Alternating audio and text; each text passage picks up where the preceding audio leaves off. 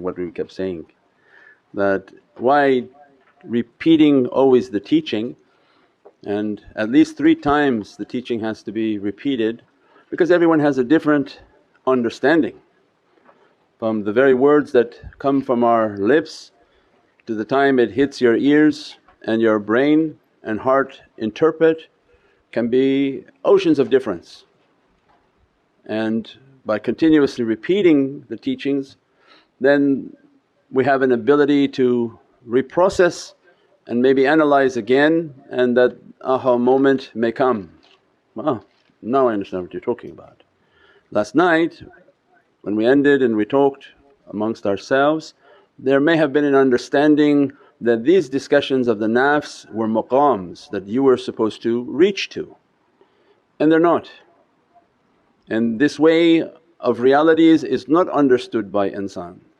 And Allah especially for those whom has guided to tariqas, He wants to grant them maqamul mahmud, the highest level of realities, into the haqqaiqs, into the oceans of Sayyidina Muhammad. That's why we describe that you must be fed first from ilm yaqeen.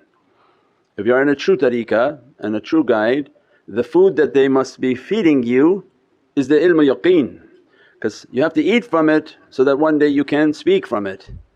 If you're not eating ilm yaqeen, how are you going to reach to speak from ilm yaqeen? Means that reality will never open upon the servant, and it's not something that you ascend and want to get to. Its description was for you to understand where you're at, because the tricks of the nafs makes every servant to feel that they have achieved real high realities.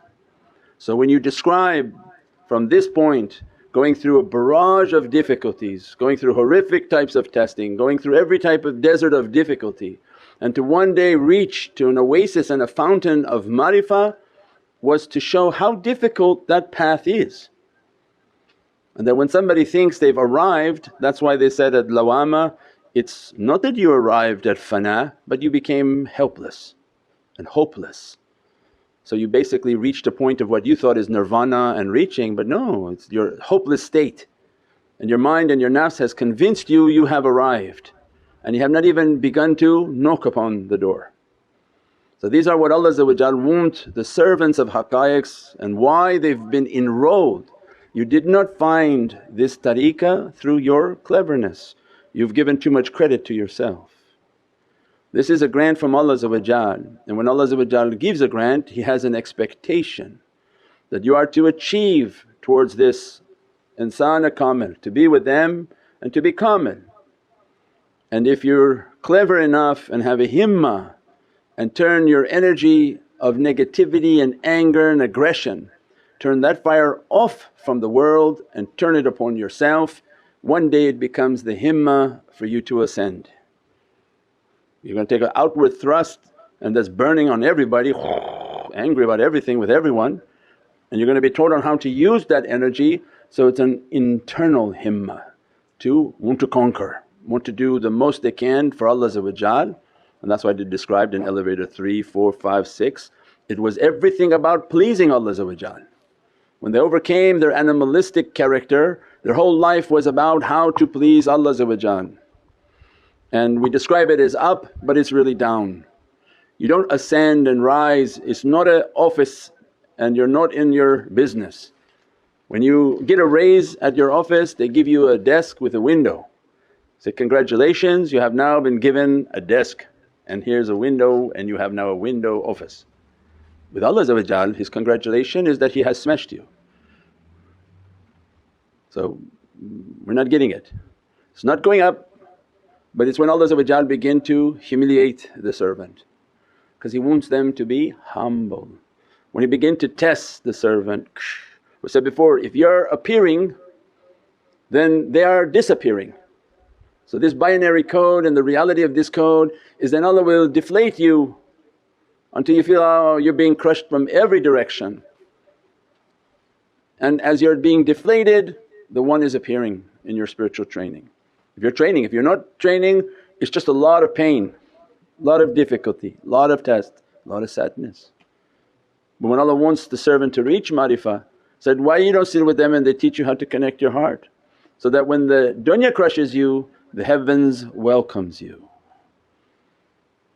Not a path of sitting and crying, but a path of understanding that your hypocrisy and that you don't want to die in a state of munafiq, in which you present yourself as something but in reality you're something else. So all of these teachings about the self, so that I can look at it and say, where do I really fit in? Because I'm going to lie to the world and give a face to them that I'm something, but only you truly know where you are. But the hope is, and we're to be happy, is that if Allah enrolled us in these realities, He wants us to reach the reality, achieve these realities, come against yourself, deflate yourself, sit with them. And that's why Surat Al-Kahf described, don't talk in their presence, don't try to show any knowledge around them, come as nothing, as nothing. Allah ordered. And Sayyidina Khidr told Sayyidina Musa with all the knowledge of Sayyidina Musa who speaks to Allah, you won't have patience to be with me. How can you have patience when your knowledge is not complete?